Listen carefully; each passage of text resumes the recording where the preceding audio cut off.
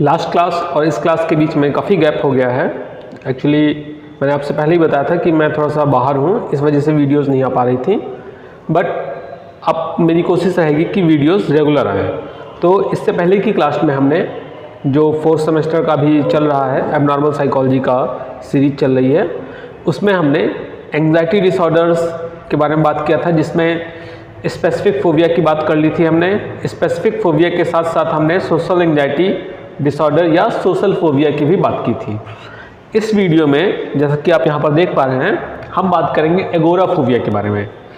एक चीज़ उससे पहले मैं ये बता दूं कि अगर किसी स्टूडेंट का एग्ज़ाम बहुत जल्दी होने वाला है तो जो मेजर चेंजेस थे वो हमने देख लिए हैं। इससे पहले के जो वीडियोस थे, आप क्या करें, आप 4th सेमेस्टर का जो प्लेलिस्ट है वहाँ से देख लीजिए। इसके बाद जो और डिसऑर्डर्स हैं, अगर आपका एग्ज़ाम बहुत जल्दी होने वाला है तो आप प्लेलिस्ट में जाएंगे। प्लेलिस्ट में यहाँ पर आप देखें तो ये एबनॉर्मल साइकोलॉजी का आपको प्लेलिस्ट दिख रहा है। इस प्लेलिस्ट में जाएंगे, यहाँ पर आपको मैक्सिमम डिसऑर्डर्स मिल जाएंगे। आप क्या करिए, डिसऑर्डर्स को देखिए और जो आपके सिलेबस से मैच खा रहे हो उनको आप पढ़ लीजिए, क्योंकि डिसऑर्डर्स मेनली वही हैं। कुछ चीज़ें चेंजेस हैं तो उतना वो मायने नहीं रखती। जो DSM-5 और DSM-4 में मैक्सिमम जो चेंजेस थे वो अभी स्टार्टिंग में ही थे, वो हमने पढ़ा है। बाकी अंदर की चीज़ें ज़्यादातर सेम है। तो अगर आपके पास रुकने का टाइम नहीं है, बहुत जल्दी एग्ज़ाम होने वाला है, तो आप यहाँ से कवर कर लें। अदरवाइज़ आपके एग्ज़ाम में अभी 15 दिन 20 दिन का गैप है, तो आप हमारे साथ चलें। हम कोशिश करेंगे कि यहाँ पर न्यू जो अपडेशन हो रहा है उसके अकॉर्डिंग आपको चीज़ें प्रोवाइड करें। तो बात करते हैं एगोराफोबिया की। एगोरा एक ग्रीक वर्ड है, ग्रीक शब्द है, जिसका अर्थ होता है खुला सभा स्थल। खुला सभा स्थल मतलब एक ऐसा ओपन प्लेस जहाँ पर बहुत सारे लोग इकट्ठा होते हैं या किसी एक पर्पस के लिए वहाँ पर सभा करते हैं। तो ऐसे प्लेस को हम कहते हैं खुला सभा स्थल। और जो कि मीनिंग किसका है, ये ग्रीक वर्ड एगोरा का हिंदी मीनिंग है। इससे अगर हम इसको थोड़ा सा और एलिबरेट करें तो यहाँ पर देखें, बताया जा रहा है कि एगोराफोबिया से तात्पर्य भीड़ भाड़ या बाजार स्थलों से डर होता है। आपने देखा होगा कि कई पर्सन ऐसे होते हैं जिनको ज़्यादा भीड़ भाड़ इलाके में जाना पसंद नहीं होता है, वो डरते हैं। और डरते क्यों हैं? उनको लगता है कि अगर कहीं यहाँ पर अभी कुछ भगदड़ हो जाए, कोई घटना घट जाए, कोई बम ब्लास्ट हो जाए तो मुझे कोई बचा नहीं पाएगा, मैं अपने आप को बचा नहीं पाऊंगा। इस डर से वो ऐसे प्लेस में जाना ही नहीं पसंद करते। कोई भी ओपन प्लेस हो, एकदम खुला जगह हो, वहाँ पे भी नहीं जाना पसंद करते, या बहुत ही संकीर्ण सा प्लेस हो, नैरो प्लेस, जैसे बाजार हो, भीड़ भाड़, बहुत ज़्यादा भीड़ भाड़ हो, ऐसे प्लेस में भी अगर कोई इंसान जाने से डरता है और वो डर इतना अधिक है कि चाहे उसका इम्पॉर्टेंट से इम्पॉर्टेंट काम भी हो वहाँ पर, फिर भी वो वहाँ नहीं जाना चाहता है। और अगर वो वहाँ जाता है तो उसके अंदर बहुत ही अधिक मात्रा में डर उत्पन्न होता है। उस डर को बर्दाश्त करते हुए वो वहाँ पर जाता है। तो अगर ऐसी कंडीशन किसी पर्सन के साथ है तो हम कह सकते हैं कि वो पर्सन एगोराफोबिया से सफ़र कर रहा है, एगोराफोबिया से ग्रसित है। आगे देखें, इसमें क्या बताया गया है कि एगोराफोबिया में कई तरह के डर सम्मिलित होते हैं, जिसका जो केंद्र बिंदु है वो आम स्थान है। आम स्थल पर जाना ही उसका केंद्र बिंदु है, जहाँ से व्यक्ति को ये विश्वास होता है, वही चीज़ यहाँ पर भी बताई गई है, जहाँ से व्यक्ति को क्या विश्वास होता है कि अगर वो ऐसे स्थान पर जाएगा तो बच पाना मुश्किल हो जाएगा। कोई घटना घटती है, कोई दुर्घटना होती है तो वो वहाँ पर नहीं बच पाएगा। इसीलिए वो क्या करता है, खरीदारी करने जाने से डरता है, भीड़ भाड़े इलाकों में जाने से डरता है, यहाँ तक कि यात्रा करने से भी डरता है। ठीक है।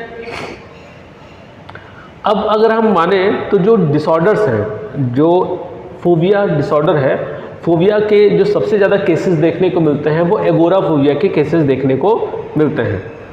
और एगोराफोबिया की शुरुआत में पैनिक डिसऑर्डर देखने को मिलता है। मतलब एगोराफोबिया की जो शुरुआत होती है वो एक तरीके से पैनिक डिसऑर्डर्स के जो लक्षण होते हैं वैसे लक्षण यहाँ पर दिखाई देते हैं। अब पैनिक डिसऑर्डर क्या है, तो पैनिक डिसऑर्डर इसके बाद की वीडियो में हम पैनिक डिसऑर्डर को भी कवर करेंगे। देन अब इसकी कुछ क्राइटेरिया की बात कर लेते हैं कि एगोराफोबिया के कुछ मुख्य कसौटियाँ कौन सी हैं जिसके आधार पर हम इसको एगोरा किसी पर्सन को, अगर उस पर्सन के जो सिम्टम्स हैं वो यहाँ पर दिए गए सिम्टम्स से मैच कर रहे हैं, देन हम कह सकते हैं कि ये पर्सन एगोराफोबिया से सफ़र कर रहा है।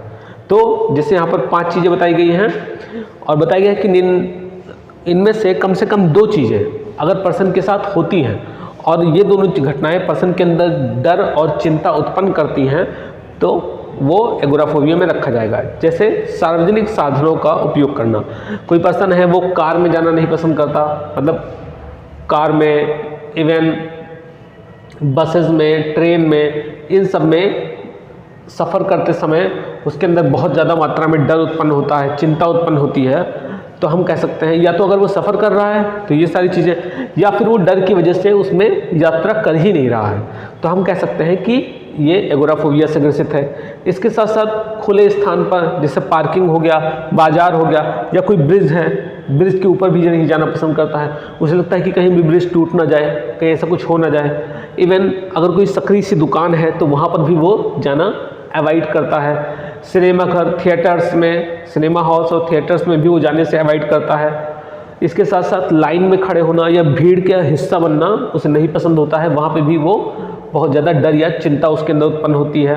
और घर के बाहर अकेले निकलना भी उसके लिए डर का एक कारण होता है।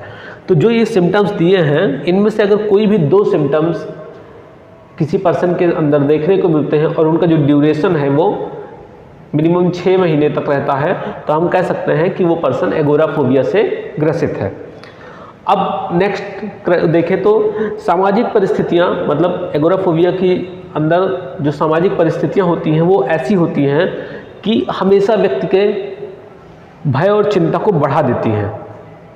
अगर वो चीज़ें व्यक्ति के भय और चिंता को बढ़ा दे रही हैं तो हम कह सकते हैं कि वो पर्सन एगोराफोबिया से ग्रसित है, या हम उस पर्सन को एगोराफोबिया के अंदर रखेंगे। देन इसके बाद पर्सन, जैसा मैंने बताया कि या तो उस परिस्थिति से सामना करने की से बचेगा, और अगर उनका सामना कर रहा है तो बहुत ही ज़्यादा डर और चिंता के साथ सामना कर रहा है। इसके अलावा इसमें जो सामान्य, अब देखिए आप मार्केट जाते हैं, सारे प्लेसेस पे जाते हैं, ट्रैवल भी करते हैं, बट आपको कुछ नहीं होता, तो एक नॉर्मल सा कई बार हमें हल्का फुल्का डर हमें भी लगता है जब हम फर्स्ट टाइम कहीं पर ट्रैवल करते हैं, जैसे फर्स्ट टाइम ट्रेन में सफ़र करना या फर्स्ट टाइम फ्लाइट का सफ़र करना, तो वहाँ पर हल्का फुल्का डर रहता है। लेकिन जो एगोराफोबिया से ग्रसित लोग होते हैं उनका डर बहुत ही अधिक मात्रा में रहता है, सामान्य से बहुत अधिक मात्रा में। अगर वो डर रहा है कोई व्यक्ति, जितना नहीं डरना चाहिए, तो भी हम उसको एगोराफोबिया के अंदर रखते हैं।